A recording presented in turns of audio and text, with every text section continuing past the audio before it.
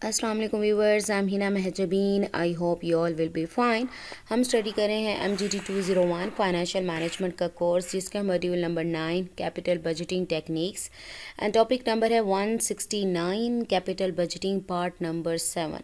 पर today's lecture start करने से पहले अगर आप मेरे चैनल पर न्यू हैं दैन प्लीज़ मेरे चैनल को सब्सक्राइब कर दें एंड बेल आइकन को क्लिक करना मत भूलेगा, ताकि upcoming lectures, different assignments, quizzes और पेपर्स के नोटिफिकेशंस आप तक पहुंच जाएं।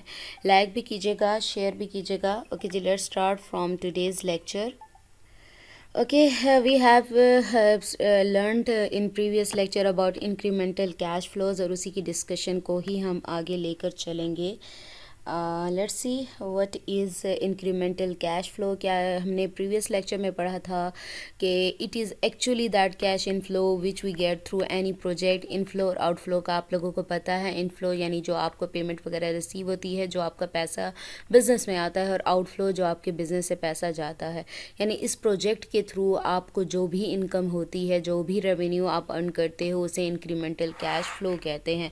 और when ever a project starts it's operations and we generate some production, then sale is in the market, and as a result we get revenue. We also have to incur operational cost to earn that revenue, meaning that we have to pay expenses, labor, other overheads, that we also get additional amount of revenue with all this, which is ultimately translated in the profit.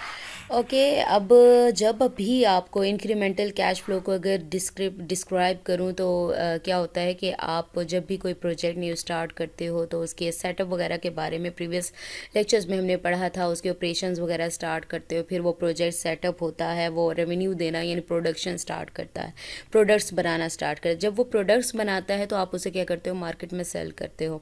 जब selling करते हो तो क्या होता है, revenue यानी आपकी जो इनकम आती है। और जब इनकम आती है तो आपका वही नेट प्रॉफिट नहीं होता, बल्कि आपने क्या करना होता है, इसमें से कुछ कॉस्ट वगैरह भी पे करनी होती है, पेमेंट्स वगैरह, जिसमें लेबर वगैरह की कॉस्ट आ जाती है, दूसरे एक्सपेंसेस आ जाते हैं। वो पे करने के बाद फिर आपके पास जो एडिशनल रेवेन्यू आता है वो प्रॉफिट होता है आपका। ठीक है, तो we have discussed in the previous lecture that the profit and cash flows are not equal. मैंने प्रीवियस मॉड्यूल्स में प्रीवियस मॉड्यूल्स में हमने प्रॉफिट एंड कैश फ्लो के बारे में इन डिटेल पढ़ा था। आप प्रीवियस लेक्चर्स में जाकर देख सकते हो। हमने कहा था ये दोनों इक्वल नहीं होते। तो जब ये दोनों इक्वल नहीं होते तो ये तो कैश फ्लो की बात हो रही है, तो incremental cash inflow is not equal to the amount of profit, क्योंकि ये भी कैश फ्लो से रिलेटेड है और कैश इनफ्लो की बात हो रही है। कैश फ्लो में क्या क्या आ जाता है, कैश इनफ्लो भी आ जाता है और कैश आउटफ्लो भी आता है। Because of the non cash items, meaning that there are some such expenses और cost which are actually considered as cost और expense, and these are subtracted from the revenue in order to calculate the figure of profit, but there has no cash outflow happens from these expenses or cost, non cash expenses. Okay जी, अब ये क्यों है? ये इसकी reason ये है कि कुछ नॉन कैश आइटम्स होते हैं, एसेट्स होते हैं, यानी वो एसेट्स, यानी हमने प्रीवियस लेक्चर में डिप्रिसिएशन के बारे में पढ़ा था, वो भी नॉन कैश एसेट है। यानी आप जब एक्सपेंस इनकर करते हो ना, आपको उस टाइम पर इसकी कुछ पेमेंट करनी होती है, ना इन फ्यूचर आपको इसको पे करना होता है, बट ये एक्सपेंस कहलाता है। ठीक है, तो इसलिए हम क्या करते हैं, इसको अपने रेवेन्यू की अमाउंट है, प्रीवियस लेक्चर्स में मैंने आपको कैलकुलेशंस भी दिखाई थी, तो हम लेकिन अपने जो प्रॉफिट की अमाउंट है वो करेक्ट कैलकुलेट करने के लिए हम क्या करते हैं, अपना जो एडिशनल रेवेन्यू है उसमें से इस डिप्रिसिएशन की अमाउंट को माइनस कर देते हैं, इसलिए ताकि हमारे पास प्रॉफिट की वैल्यू निकल आए, एग्जैक्ट प्रॉफिट की वैल्यू निकल आए, जिस पर मैंने क्या करना है, अपना टैक्स पे करना है। अब अगर करेक्ट ना निकालूं, भाई मैं मेरे पास पेमेंट आ ही नहीं रही, सपोज करो एक गवर्नमेंट को हिसाब देना होता है, जैसे सैलरीज वगैरह आपकी आती हैं बैंक में, सपोज कर लो, मैं कॉमन लाइफ एग्जांपल दे रही हूँ, बैंक में आती हैं। ठीक है, तो आपने बैंक को गवर्नमेंट या बैंक जो भी है रिकॉर्ड रखता है और उसी के अकॉर्डिंग आपको टैक्स लगाता है कि आपके पास जितनी सैलरीज हैं। तो आप क्या करोगे कि डिप्रिसिएशन, अब वो नॉन कैश एक्सपेंस है, अब एक्सपेंस तो हुआ लेकिन आपके पास पेमेंट नहीं आई, फिर भी आप उसको रिकॉर्ड करोगे, यानी करोगे कि ये एक्सपेंस अकर हुआ ताकि आपको कम से कम टैक्स लगे। ठीक है, तो ताकि आप रिड्यूस करना चाहते हो यानी प्रॉफिट आपका ये दिखे कि मेरे पास जो प्रॉफिट है ये इतना ही आ रहा है और मैं इसी पर ही अपना जो टैक्स है वो पे करूँगी।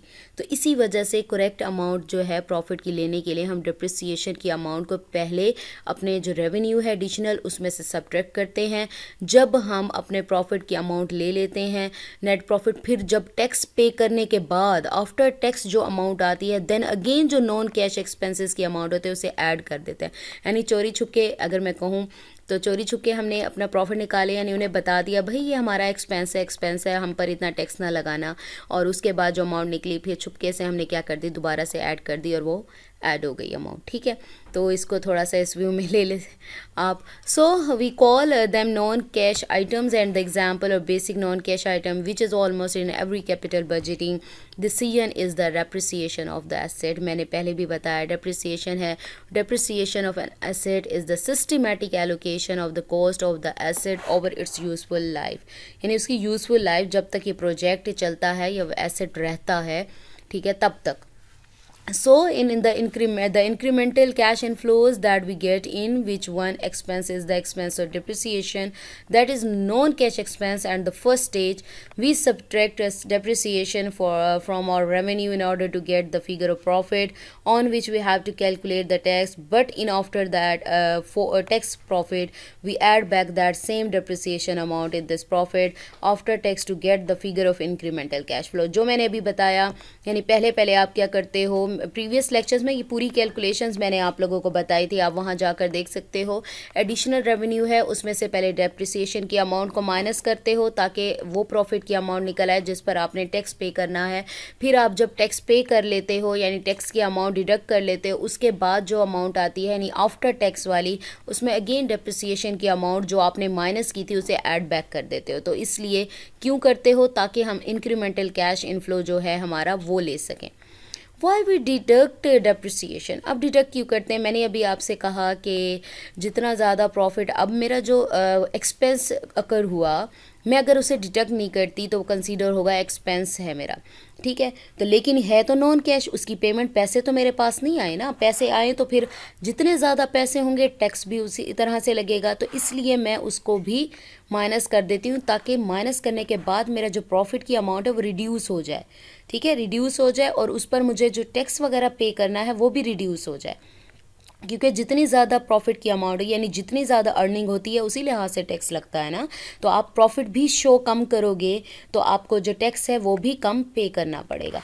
If you do not deduct depreciation that और profit will be overstated, meaning that as depreciation is non cash expense which can be subtracted from revenue for the purpose of calculating the income tax, we firstly deduct depreciation in order to reduce net profit and save the payment of our income tax. यानी पहले deduct कर लेते हैं ताकि हमारे जो profit की amount है वो रिड्यूस हो जाए, कम हो जाए, तो कम होगी तो देन उस पर टैक्स भी कम लगेगा तो हमारी जो टैक्स की पेमेंट है वो भी बच जाएगी। So we deduct that depreciation amount and get lesser amount of profit and hence a lesser amount of tax. Profit की अमाउंट लेसर हो जाती है लेकिन हम चुपके से दोबारा ऐड भी तो कर देते हैं उसे, तो पहले उसे लेसर करो, डेप्रिसिएशन की अमाउंट माइनस करो, जो आंसर आएगा यानी आपका प्रॉफिट ज़रा रिड्यूस हो जाएगा। अब रिड्यूस होगा जैसे बैंक देखेगा कि बैंक या गवर्नमेंट देखेगी आपके पास भाई इतना सा थोड़ा सा प्रॉफिट हुआ है, इस थोड़े से प्रॉफिट पे हम थोड़ा सा ही टैक्स लगा देते हैं तो टैक्स भी कम लगेगा। लेकिन अगर आप दिखाओ कि भाई इतना एक्सपेंस है, मेरे पास इतने पैसे आए हैं, तो ऑब्वियसली उस पर टैक्स भी ज़्यादा होगा, तो इसलिए हम उसको डिडक्ट कर देते हैं। Next, why add back depreciation once we calculate the profit after tax then to calculate the amount of cash flow. Cash flow की भी तो निकालनी है, हमारे बिजनेस में कितना पैसा आ रहा है, हमने अपनी तरफ भी तो देखना है कि क्या आ रहा है। पहले टैक्स तो पे कर दिया, अब उनका लिंक ही नहीं है। We add back that expense in our final profit after tax in order to calculate the correct figure of our cash inflow, ये देखने के लिए कि कितना टोटल मेरे कैश इनफ्लो हुआ है यानी मेरे बिजनेस में पैसा आया है। And that's why the profit is different from the cash flow. तो कैश फ्लो में ऐड कर देते हो डेप्रिसिएशन जब कैश फ्लो निकाला होता है, और जो प्रॉफिट की अमाउंट निकालनी होती है डेप्रिसिएशन की अमाउंट को माइनस कर देते हो आप। Meaning that the difference between both profit and cash flow is that all cash and non cash expenses और cost are subtracted from the amount of profit. यानी प्रॉफिट उसमें क्या है, सारी कैश और नॉन कैश की जो एक्सपेंसेस है वो अमाउंट ऑफ प्रॉफिट में से सब्ट्रैक्ट कर दी जाती हैं. But in incremental cash inflow we only subtract all the expenses और cost from the profit except non cash. Non cash को छोड़कर बाकी सारे जो एक्सपेंसेस हैं वो इसमें से सब्ट्रैक्ट यानी डिडक्ट कर दिए जाते हैं. In other words we add back that amount of expense and nullify to the effect. जब माइनस करते हो तो उसके बाद इस इफेक्ट को ख़त्म करने के लिए दोबारा उसी सेम अमाउंट को ऐड भी कर देते हो. सो अदर एक्सपेंसेस भी हैं. डिप्रिसिएशन की बात की, जो हम बहुत ज़्यादा बात करते हैं कि नॉन कैश एक्सपेंसेस के अलावा भी और नॉन कैश एक्सपेंसेस हैं जिसमें एमोर्टाइजेशन आता है, और डिफरेंट रेफरेंसेस में डिफरेंट रेफरेंस से इसको यूज़ करते हैं फाइनेंशियल मैनेजमेंट में. बट कॉमन यूज़ जो है या कहो एमोर्टाइजेशन का is that it is a decrease in the value of intangible asset.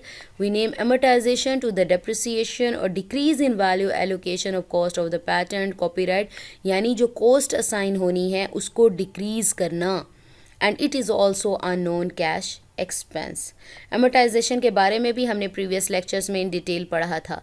Depletion, such assets which are consumed by itself. If we have gold mines, some land which is consumed itself, so in that case we use the term depletion for the decrease in the value or allocation of, यानी खुद ही काम करती रहती हैं, खुद ही consume होती हैं, आपको इतना ज़्यादा कुछ नहीं करना पड़ता. बैड डेट्स के बारे में बताया था, तो ये भी हमारे नॉन कैश एक्सपेंस हैं. सो वी कैन कंक्लूड और discussion that incremental cash inflow is actually the name of calculation of inflows that we will get from our project and investment during the useful life of any project. useful life क्या होगी इसकी, यानी जब तक ये project working condition में रहेगा, जब तक वर्क करेगा, इसके टर्मिनेशन टाइम से पहले तक, ठीक है, उस टाइम तक.